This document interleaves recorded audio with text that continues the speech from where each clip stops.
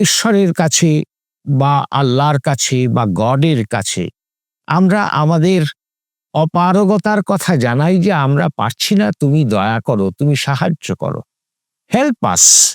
এইভাবে আমরা প্রার্থনা জানাই, একটা কাকুতি মিনতি করি। শ্রী ঠাকুরের প্রার্থনা এখানেও একটু বিশিষ্ট তাৎপর্য বহন করে। তিনি আমাদের কি করতে হবে, কি করলে আমরা ঈশ্বরের আশীর্বাদ পাব, সেইটার উপর জোর দিয়েছেন। এবং আজকে যে পঞ্চবর্ষী এবং সপ্তার্চী এই দুটো স্তবক নিয়ে আমরা আলোচনা করব, সেখানেও এই বৈশিষ্ট্য দুটো প্রতিভাত হবে। এই যে পরম কারণ, ওখানে কিন্তু আর কোনো দুই নেই। অর্থাৎ আমার অস্তিত্বের পরম কারণ এক, আপনার অস্তিত্বের পরম কারণ আরেক, তা কিন্তু নয়। আমরা দুজন ভিন্ন বটে, কিন্তু আমাদের কারণ, পরম কারণ, সেটা কিন্তু এক। প্রভু শ্রীরাম, শ্রীকৃষ্ণ, ভগবান বুদ্ধ, প্রভু যিশু, মোহাম্মদ, শ্রী চৈতন্য, শ্রীরামকৃষ্ণ, শ্রী শ্রী ঠাকুর অনুকূল চন্দ্র, ভারতের সনাতন আর্য সংস্কৃতির মেলবন্ধন একই প্ল্যাটফর্মে, একই সাথে। আপনাদের হাতের মুঠোয় নিয়ে এসেছে কল্কি অবতার অ্যাপ। শিক্ষা, অনুপ্রেরণা আর আধ্যাত্মিক বিনোদনের এক অনন্য ভাণ্ডার। এখন 3টি ভাষায় উপলব্ধ: বাংলা, হিন্দি ও ইংরেজিতে। আজই ডাউনলোড করুন গুগল প্লে স্টোর থেকে সম্পূর্ণ বিনামূল্যে। লিংক পাবেন ভিডিওর ডেসক্রিপশন ও পিন কমেন্টে।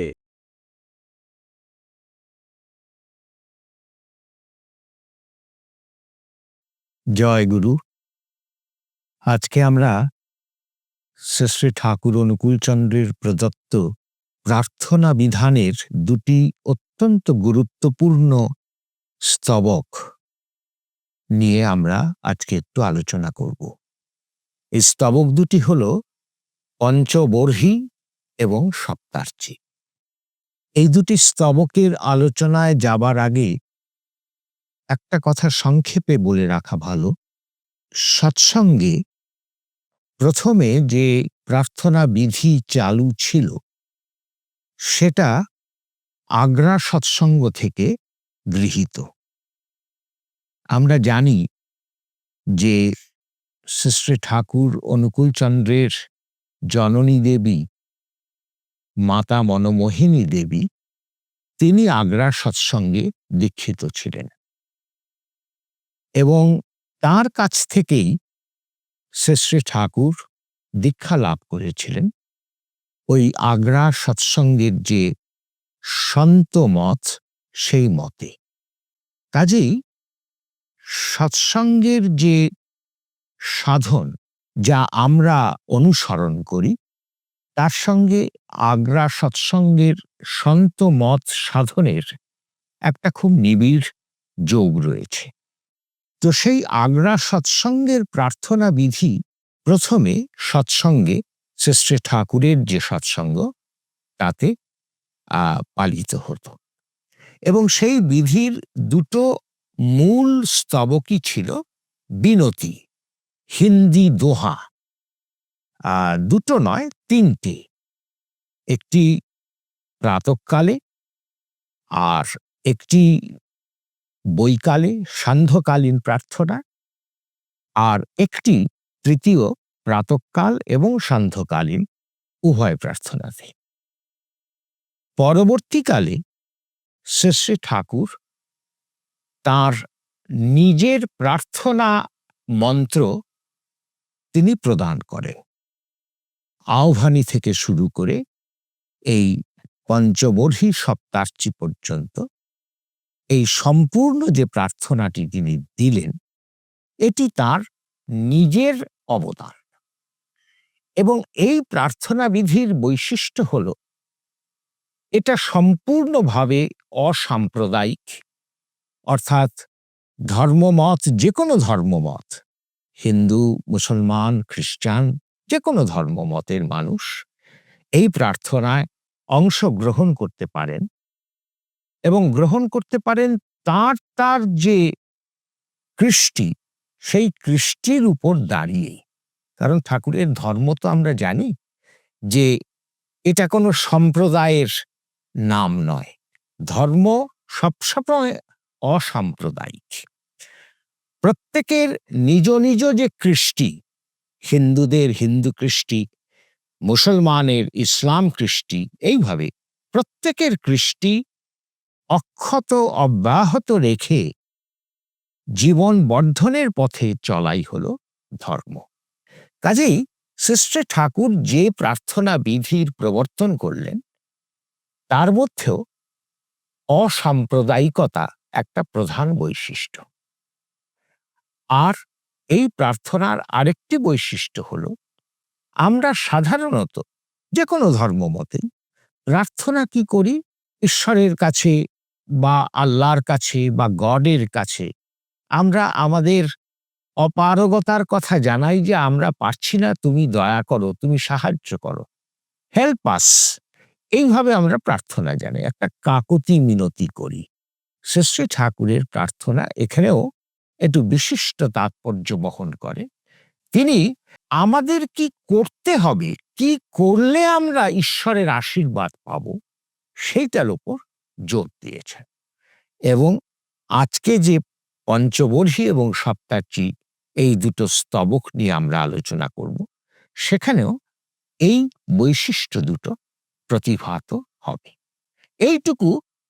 আরো অনেক কিছু বলার থাকতেই পারে, প্রার্থনা নিয়ে আছে বলার, কিন্তু এইটুকু আমরা ভূমিকা করে আমরা পঞ্চবর্ষী এবং সপ্তার্চী এই দুটি প্রার্থনা স্তবক শ্রী ঠাকুরের দেওয়া এবং দুটি সংস্কৃত ভাষায় দেওয়া এই দুটো মন্ত্র আমরা পাঠ করি প্রথমে, তারপর আলোচনা করব। পঞ্চবর্ষী একমেবাদ্বিতীয়ং শরণম পূর্বেষামাপূরয়িতারঃ প্রবুদ্ধা ঋষয়া কারণম তদ্বর্তমানুবর্তিনঃ পিতরঃ শরণম সত্তানুগুণা বর্ণাশ্রমঃ শরণম পূর্বাপূরকো বর্তমানঃ পুরুষোত্তমঃ শরণম এতদেবার্য়ায়নম এষা এব সদ্ধর্মঃ এতদেব শাশ্বতং শরণ্যম। পঞ্চবর্ষী কথাটার মানে পঞ্চাগ্নি। বর্হি অর্থ হলো অগ্নি। পঞ্চাগ্নি, পাঁচটি অগ্নি। অগ্নি কি? অগ্নির তাৎপর্য কি? অগ্নি হচ্ছেন আমার ইষ্ট এবং আমার যিনি ঈশ্বর, তার প্রতীক হচ্ছেন অগ্নি। ওই বেদের একটা বিখ্যাত মন্ত্র আছে, অগ্নে নয় সুপথা, মানে অগ্নিকে বলা হচ্ছে, অগ্নিকে সাধক বলছেন যে হে অগ্নি, আমাকে সুপথে নিয়ে চলো। সুপথে মানে ঈশ্বরের পথে নিয়ে চলো। অগ্নি যখন জ্বালানো হয় তখন আমরা দেখি যে লক লক করে ওপরের দিকে ওঠে। কাজে অগ ধাতু মানেই হচ্ছে, অগ্নি এসেছে অগ ধাতু থেকে। অগ ধাতু মানে হচ্ছে বর্ধন, সে বর্ধিত হয়। অগ্নি কিন্তু তার একটা বৈশিষ্ট্য বা চরিত্র হলো সে ক্রমশ বর্ধিত হয়। তো আমাকে যেন এই বর্ধনার পথে নিয়ে চলে, আমার জীবনকে যেন সে সংকুচিত করে না রাখে। এই হচ্ছে অগ্নির তাৎপর্য। এইরকম পাঁচটি আমার অগ্নিপথ আমাকে শরণ নিতে হবে। এই প্রত্যেকটার পরেই বলেছেন শরণম, মানে আমি শরণ গ্রহণ করছি। কি কি পাঁচটা? পঞ্চবর্ষীর পাঁচটা অগ্নি, সেই পাঁচটা কি? প্রথম হচ্ছে একমেবাদ্বিতীয়ং, এক এবং অদ্বিতীয়। কে সেই এই এক এবং অদ্বিতীয়? আমার এই সমগ্র যে বিশ্ব অস্তিত্ব, তার কারণ, পরম কারণ যিনি, অর্থাৎ পরমেশ্বর যিনি, পরব্রহ্ম যিনি, তিনি এক এবং অদ্বিতীয়। এই যে পরম কারণ, ওখানে কিন্তু আর কোনো দুই নেই। অর্থাৎ আমার অস্তিত্বের পরম কারণ এক, আপনার অস্তিত্বের পরম কারণ আরেক, তা কিন্তু নয়। আমরা দুজন ভিন্ন বটে, কিন্তু আমাদের কারণ, পরম কারণ, সেটা কিন্তু এক। দেখুন, পরম কথাটাও খুব গুরুত্বপূর্ণ। তার কারণ, আমার অস্তিত্বের কারণ আমার বাবা মা, আপনার অস্তিত্বের কারণ আপনার বাবা মা। এইভাবে যদি আমি আরো এগুতে থাকি, ওই অগ্নির মতো ওপরের দিকে উঠতে থাকি, অগ্নেয়নয় সুপথা, তাহলে পরম যিনি, যার ওপরে, যার আগে আর কেউ নেই, সেই যে পরম কারণ, তিনি এক এবং অদ্বিতীয়। তাহলে এই এক এবং অদ্বিতীয়ের শরণ গ্রহণ করছি। এই হচ্ছে আমার জীবনের প্রথম অগ্নি। দ্বিতীয় কি? পূর্বেষাম আপূরয়িতারঃ প্রবুদ্ধা ঋষয়ঃ। ঋষিগণ, সেই ঋষিগণ কিরকম? ঋষি মানেই মন্ত্রদ্রষ্টা। দ্রষ্টা যিনি, ঋষ ধাতুর অর্থই হলো দেখা, যিনি দেখতে পান, অর্থাৎ যিনি এই সুপথকে যিনি দেখতে পান। তো সেই ঋষিগণ যারা হলেন পূর্বেষাম আপূরয়িতা, মানে পূর্বগণের আপূরণকারী। এই ঋষিদের মধ্যে কিন্তু এই জন্য কোনো ভেদ করা যায় না। তারা একে অপরের আপূরণকারী। পরবর্তীতে যিনি আসছেন তিনি পূর্ববর্তী ঋষিগণের আপূরণকারী, অর্থাৎ তারা একই কথা বলেন, ভিন্ন ভিন্ন প্রসঙ্গে, পরিস্থিতিতে তারা হয়তো ভিন্নভাবে বলেন, কিন্তু বলেন সেই এক কথা। কেন এরকম হয়? তার কারণ এরা প্রত্যেকেই যে ওই প্রথম যে অগ্নি, এক এবং অদ্বিতীয়ের শরণ গ্রহণ করেছেন। তাই পরম কারণকে এরা স্বীকার করেন বলেই তাদের যে কথা, তাদের চাল চলন, চরিত্র, জীবন, আচার, ব্যবহার সব একমুখী, এক শ্রোতা হয়ে চলতে থাকে। এই হচ্ছে পূর্বেষাম, মানে পূর্ববর্তী গণের আপূরয়িতা, মানে আপূরণকারী। ঋষিগণের স্মরণ নেই। এই আমার দ্বিতীয় অগ্নি। তৃতীয় কি? তদ্বর্তানুবর্তিনা পিতরঃ শরণম। এই যে এক এবং অদ্বিতীয় পরম কারণ এবং তার অনুবর্তনকারী, পরস্পর পরিপূরক যে ঋষিগণ, তাদের অনুবর্তন করেন যে আমার পিতৃপুরুষ, তাদের আমি শরণ গ্রহণ করি। অর্থাৎ আমার যে এই যে দেখুন, সবটাই কারণমুখী, কিন্তু প্রথম পরম কারণ প্রথমেই বলে নিলাম। তারপর সেই পরম কারণের অনুবর্তন করে যারা এই সুপথকে, অর্থাৎ ঈশ্বরের দিকে যে পথ, সেই পথকে যারা দেখেছেন, জানেন, বেত্তা পুরুষ, দ্রষ্টা পুরুষ, সেই ঋষিগণ। আর তারপর এই এদের যারা অনুসরণ করেছেন, আমার পিতৃপুরুষগণ, তাদের স্মরণ নিচ্ছি তৃতীয়। কাজেই এরা প্রত্যেকেই কিন্তু আমার অস্তিত্বের কারণের সঙ্গে যুক্ত। পরম কারণ, আবার পিতৃপুরুষগণের মধ্যে তারা পরম নন, কিন্তু কারণ। ওই যে বললাম, আমার কারণটা আমার বাবা, ইমিডিয়েট কারণ আমার বাবা মা, তাদের ইমিডিয়েট কারণ তাদের বাবা মা। কাজে এই যে পিতৃপুরুষ, এই যে পিতৃপুরুষের ধারা মধ্য দিয়ে আমার অস্তিত্বের প্রকাশ ঘটেছে, তাদের স্মরণ। চতুর্থ হচ্ছে সত্তানুগুণা বর্ণাশ্রমা শরণম। এইবারে আমি এই কারণ ধারা বেয়ে আমি এবার আমার অস্তিত্বে এসে পড়লাম, এবং আমার অস্তিত্বে আসার পরেই আমাকে কিসের শরণ নিতে হবে? না, বর্ণাশ্রম ধর্মের। এবং সেটা হচ্ছে সত্তানুগুণা, অর্থাৎ অস্তিত্বের গুণের অনুসরণকারী যে বর্ণ এবং আশ্রম ধর্ম, একে স্মরণ নিতে হবে, অর্থাৎ একে পালন করতে হবে। এই হচ্ছে আমার চতুর্থ অগ্নি। তাহলে আমি কারণ ধারা বেয়ে আমার অস্তিত্ব প্রকাশ হলো। আমার একটা গুণবৈশিষ্ট্য, অস্তিত্বের প্রকাশ মানেই আমার নির্দিষ্ট বিশেষ কিছু গুণবৈশিষ্ট্য নিয়ে আমার প্রকাশ। না হলে তো আমি কারণই হয়ে রইতাম, কারণ সত্তাই হয়ে রইতাম।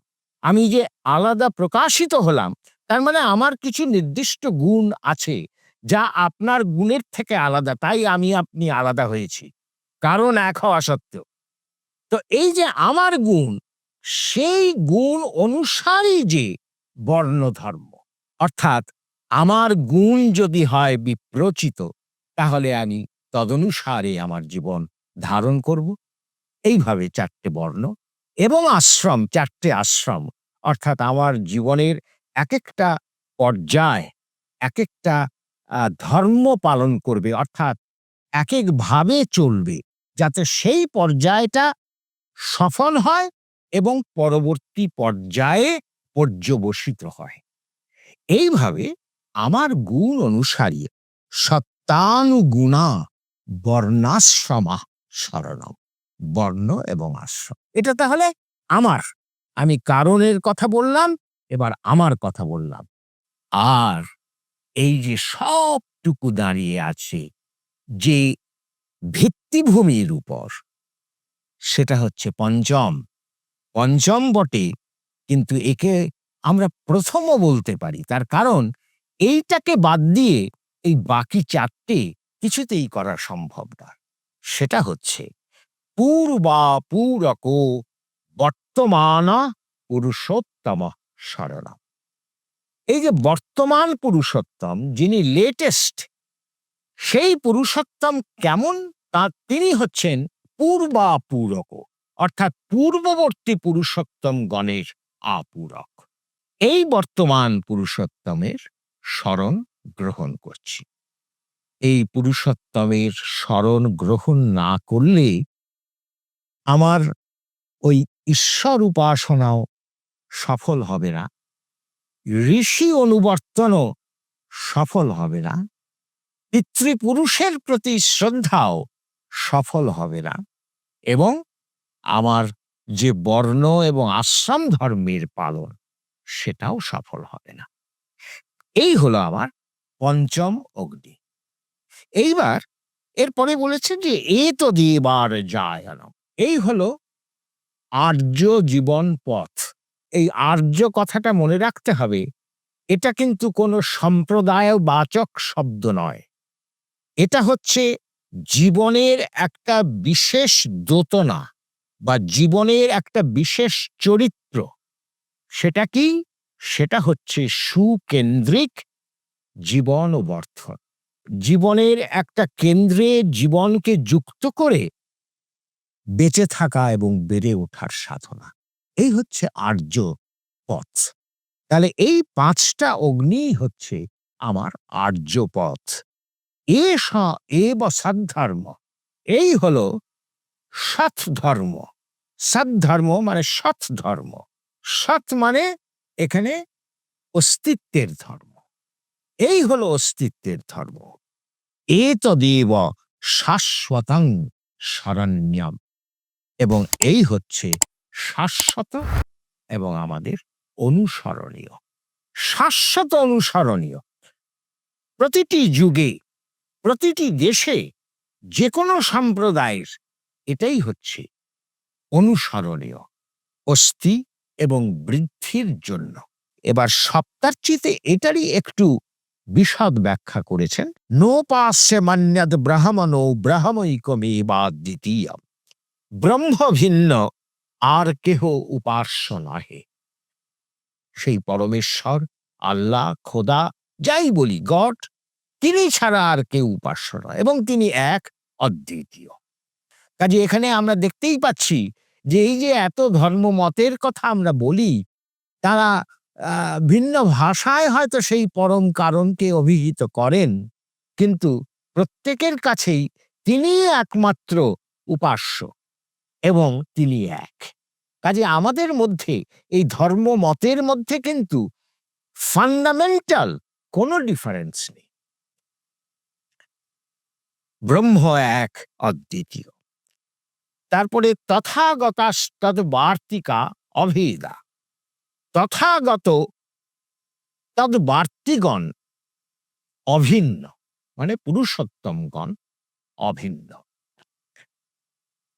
তথাগতাগ্রহী বর্তমান পুরুষোত্তম।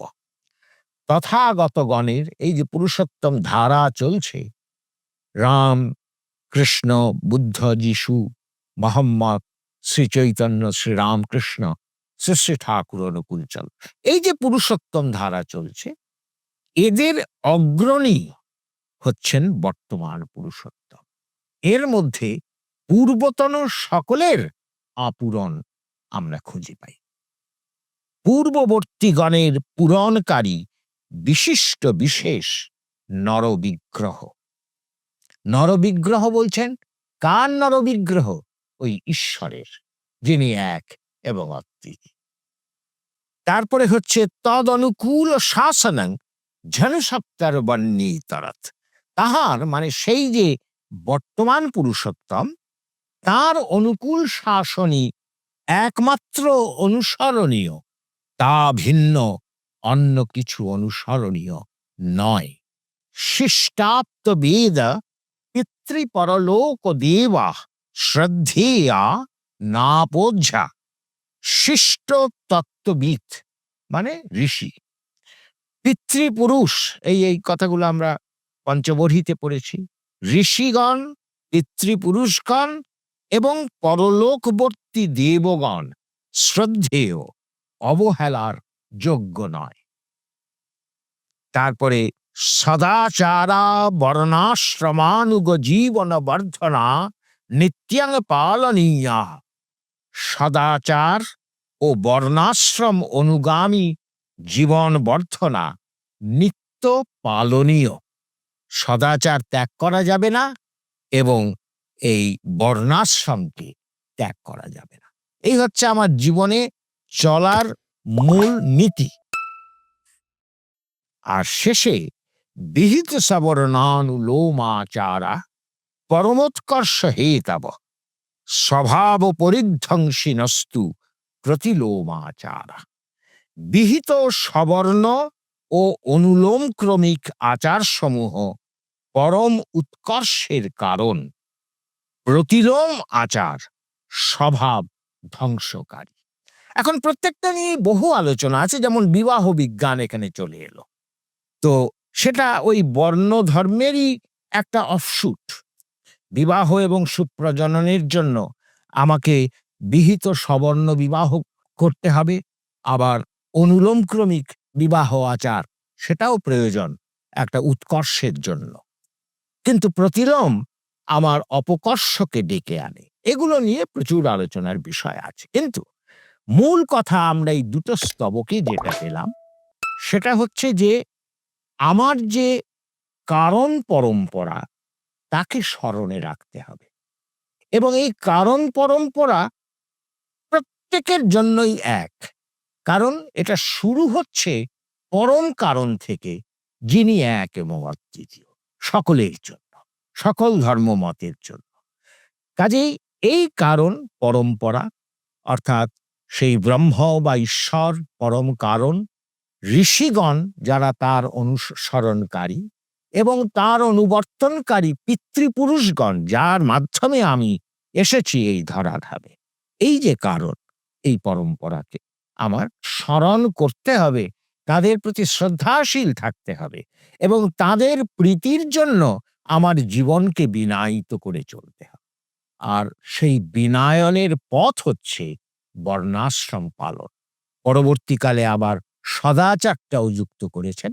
এই যে বললাম, পঞ্চবর্হির আরো বিস্তৃত একটা পটভূমিকা আমরা পাই সপ্তার্চিতে। পঞ্চবর্হিতে বলা হয়েছে বর্ণাশ্রমের কথা, তার সঙ্গে সদাচারের কথাও আমরা সপ্তার্চিতে পেলাম। এই হচ্ছে আমার জীবনের পথ। ওই আমার যে কারণ পরম্পরা, তাদের তৃপ্ত করার জন্য, তাদের তৃপ্তি মানেই হচ্ছে আমার জীবনের উৎকর্ষ, আমার জীবনের বর্ধনা, সম্বর্ধনা। এই মন্ত্র, এই যে পঞ্চবর্হি এবং সপ্তার্চি, এটা সকলের ক্ষেত্রেই প্রযোজ্য, এবং এই মন্ত্রের মধ্য দিয়ে আমার করণীয় কি সেটাই কিন্তু বারবার আমি উচ্চারণ করলাম। এটা একটা অটো সাজেশনের মতো। ওই যে বললাম শ্রী শ্রী ঠাকুরের প্রার্থনা বিধানের কয়েকটা বৈশিষ্ট্য আছে, তার মধ্যে একটা হচ্ছে অসাম্প্রদায়িকতা এবং আরেকটা হচ্ছে আমাকে কি করতে হবে তার ওপর জোর। এই দুটোই কিন্তু আমরা এই পঞ্চবর্হী এবং সপ্তার্চির মধ্যে খুঁজে পেলাম। জয়। প্রভু শ্রীরাম, শ্রীকৃষ্ণ, ভগবান বুদ্ধ, প্রভু যিশু, মোহাম্মদ, শ্রী চৈতন্য, শ্রীরামকৃষ্ণ, শ্রী শ্রী ঠাকুর অনুকূল চন্দ্র, ভারতের সনাতন আর্য সংস্কৃতির মেলবন্ধন একই প্ল্যাটফর্মে, একই সাথে। আপনাদের হাতের মুঠোয় নিয়ে এসেছে কল্কি অবতার অ্যাপ।